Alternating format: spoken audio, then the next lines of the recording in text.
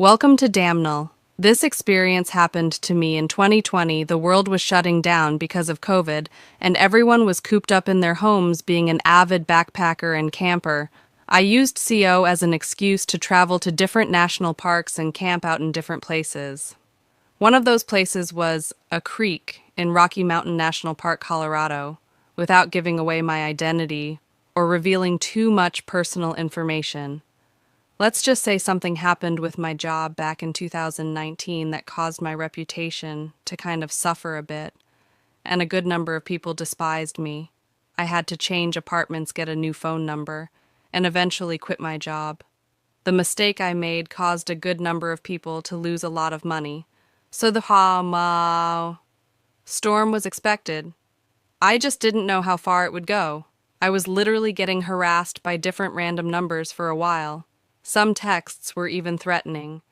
I didn't know if they were from the same person or different people each time, but I considered the possibility that it was one person texting me from a bunch of different numbers for a while.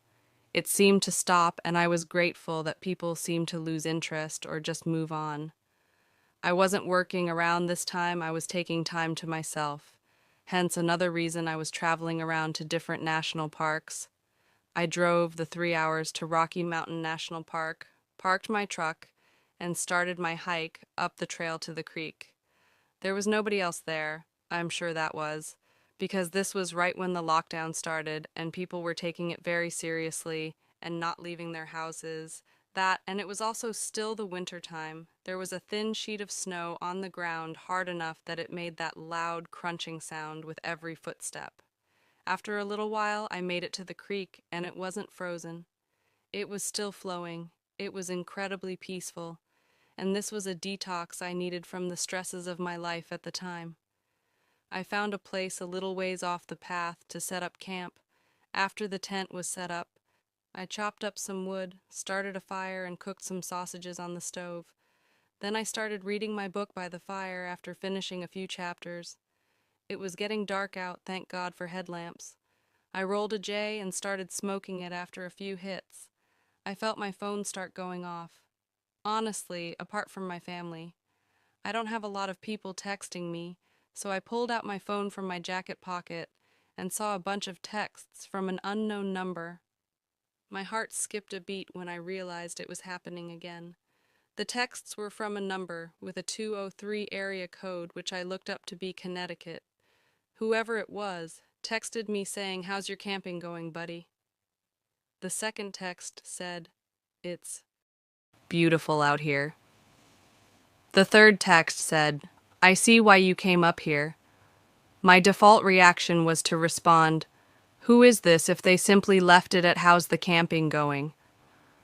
I would have assumed it was a family member, but they were sending messages as if they were here with me.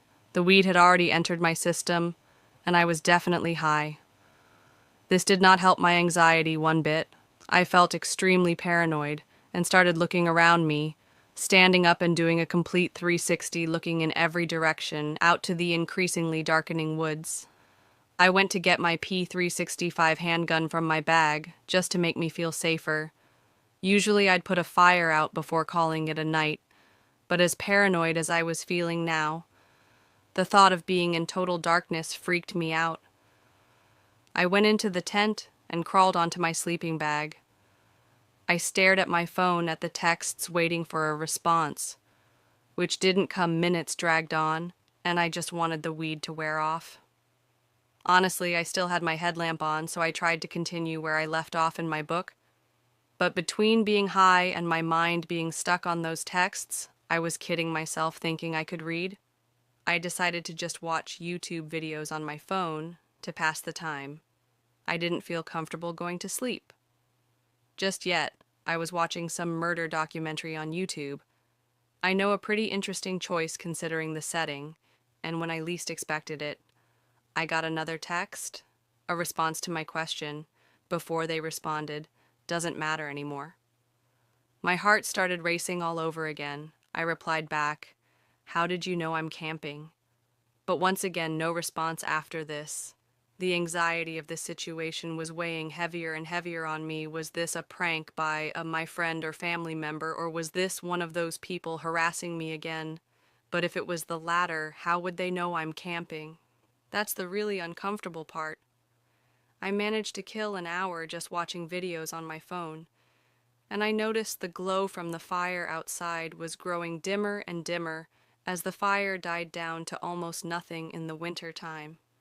Without the sound of bugs, the woods are dead silent apart from wind on a windy night. The second the video would stop playing, the silence would become deafening. Usually I'd embrace the peace, but my peace was completely disturbed because of these texts.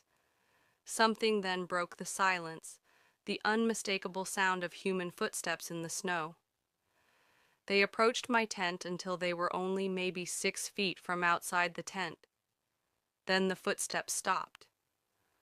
I had the gun tightly gripped in my hand, ready to turn the safety off. There was suddenly a flash from outside. It looked like picture.